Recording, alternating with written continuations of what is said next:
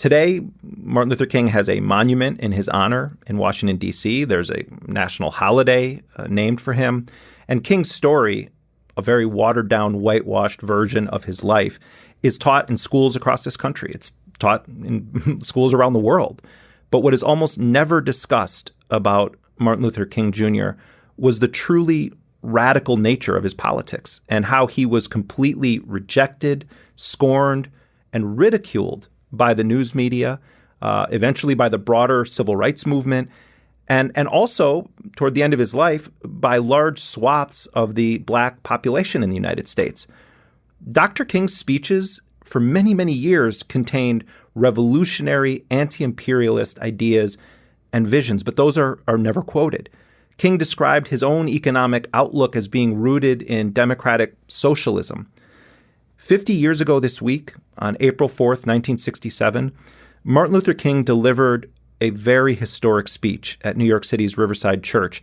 It was titled, Beyond Vietnam. If we continue, there will be no doubt in my mind and in the mind of the world that we have no honorable intentions in Vietnam.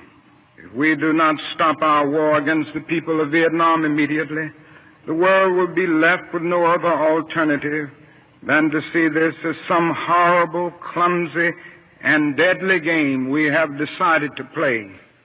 We're now going to discuss this speech and the part of King's legacy that never seems to make it into the cartoonish, almost cartoonish version of his life that's been manipulated and used by Republicans and Democrats for their own agenda. Even the FBI, which many people believe was directly involved with King's assassination, the FBI tweeted this week, supposedly in honor of King's life, work, and commitment to justice. Now, given the fact that the FBI systematically harassed and threatened Martin Luther King while he was alive, and that campaign was led by J. Edgar Hoover, for whom the FBI building is named, I find that tweet sickening.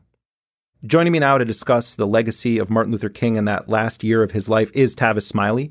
He is the host of a PBS show that bears his name.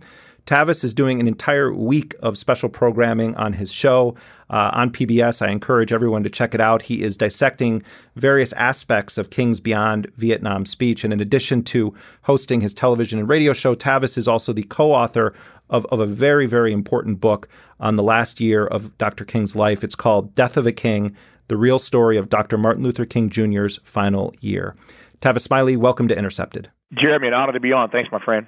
Tavis, most people, when Dr. King is celebrated in society or talked about, almost exclusively reference the I Have a Dream speech.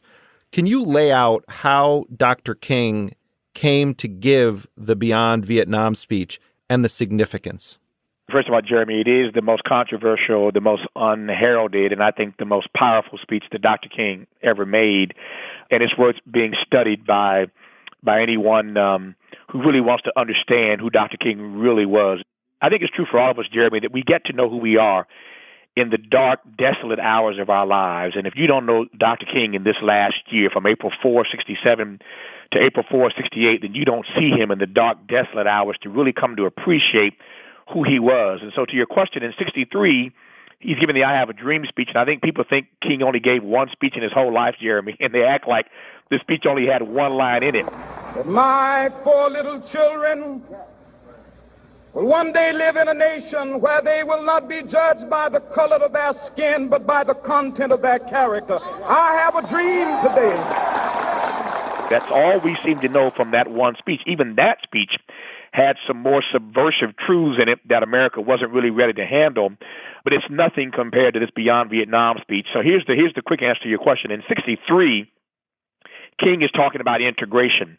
By the time he gets to the Beyond Vietnam speech, he is saying publicly that he fears that for all the work he and others have done to fight for integration, these are his words, he fears that we have integrated into a burning house. By the time he gets to this speech, he's preparing to preach a sermon entitled, Why America May Go to Hell. In so many ways, King grows from 1963 to 1967, but this is the speech Vincent Harding, the late, great Vincent Harding, who helped craft the speech, said he believes, Jeremy, that this speech is the speech that put the target on Dr. King's back. And so literally, he gives this speech coming out against the war in Vietnam in New York City at the Riverside Church, April 4, 1967. He opens the speech, as you well know, by saying, I come to this magnificent house of worship tonight because my conscience leaves me no other choice. He goes on to say that sometimes silence is betrayal. And then he refers to his task that evening to really just upbraid America. We were taking the black young men who had been crippled by our society and sending them 8,000 miles away to guarantee liberties in Southeast Asia, which they had not found in Southwest Georgia and East Holland. So we have been repeatedly faced with the cruel irony of watching Negro and white boys on TV screens as they kill and die together for a nation that has been unable to seat them together in the same schools. And all hell broke loose the next year, and that bullet chased him for a full year, and it caught him a year to the day, almost to the very hour that he gave the speech, and it kills him April 4, 1968.